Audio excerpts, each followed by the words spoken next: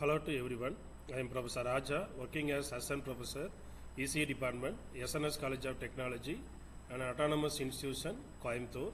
In this YouTube video, I am going to discuss about 23 ECET 221 Microprocessors and Microcontroller subject under Unit 2, the topic 8085 Memory and Input-Output Interfacing. Already, our students will know about what is meant by microprocessor and how this microprocessor is different from microcontroller and how these two are used in real-time application that we are already discussed in case study and DT based application. Now we are going to discuss about 8085 memory and input-output interfacing. Let us move on to the topic.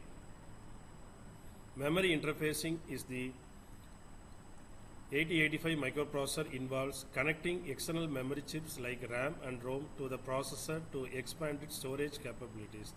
This allows the 8085 to access and utilize more data and instructions for executing more complex programs. This process involves address decoding using control signals like read and write to enable read and write operations and connecting the memory's data bus to the processor data bus. Next, to understand this concept, let us move on to the individual topic. The step 1, understanding the 8085 memory addressing. In general, this 8085 has 16 address lines, that is starting from A0 to A15, and it allows to address 2 power 16, that is 64 kilobyte of memory. This address space can be divided between RAM, that is random access memory, ROM, read-only memory, and input-output devices. Next, we will see the important terms of key components in memory interfacing.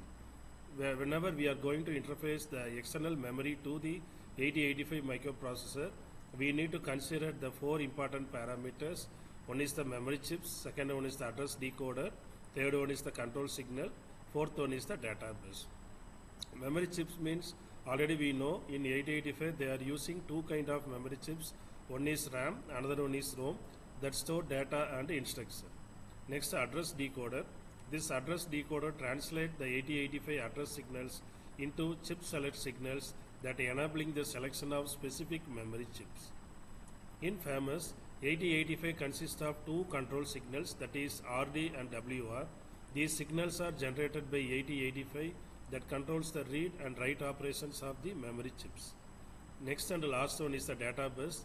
The 8085 consists of bidirectional data bus that connects the memory chips to the 8085 for data transfer. The third important step is memory interfacing. First, we have to determine the memory requirements. First, we have to decide the amount of RAM and ROM that is needed for the application. So, depend upon the application, the RAM and ROM size may be increased. Next is the address allocation. We can assign specific memory ranges to RAM, ROM and input-output devices within the 64 kilobyte of address space. Next is the address decoding. Design an address decoder circuit, that is by using logic gates or some external encoder circuit like 74LS138. We have to generate a chip select signals for individual memory chips based on the address lanes. Next is the connecting data bus. Connect the data bus of the memory chips to the 8085 data bus, that is D0 to D7. Generating control signals. As I told earlier, microprocessor is very famous to perform read, write and connecting input and memory interfaces. So connect the 8085 control signals to the memory chips control signals like output enable or write enable through appropriate logic gates or buffers. The last stage is the testing stage. We need to verify a proper functioning of the memory interface by checking data read and write operations. The memory is made up of semiconductor material used to store the programs and data.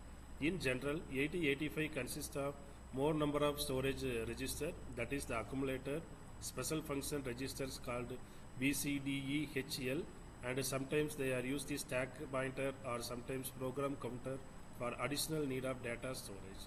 And this all the above said data structures are comes under 3 types of memory. One is called processor memory, second one is called primary or main memory, the third is the external memory or secondary memory.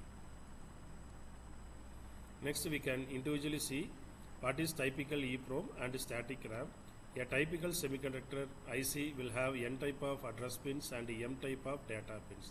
That is n number of address pins, m number of data pins. The data pins also called output pins. It have two power supply pins, one for connecting required supply voltage and another for connecting ground voltage supply. The control signals needed for static RAM are chip select, read control and write control. These control signals needed for read operation in EEPROM are chip select and read control. Next we can see the important topic of applications of microprocessor. The main applications of microprocessor are used in mobile phones, digital watches, washing machine, computer, lighting control, traffic control, laptop for processing applications, modem for connecting receiver and transmitter, power stations for delivering a proper power, television and CD player. So I hope in this YouTube video you will understand what is the meaning of memory interfacing and how much number of signals that are performed by 8085 microprocessor and the very important applications of microprocessor are discussed. Next YouTube video I will bring a new innovative topic for discussion. Thank you for watching my video. Thank you.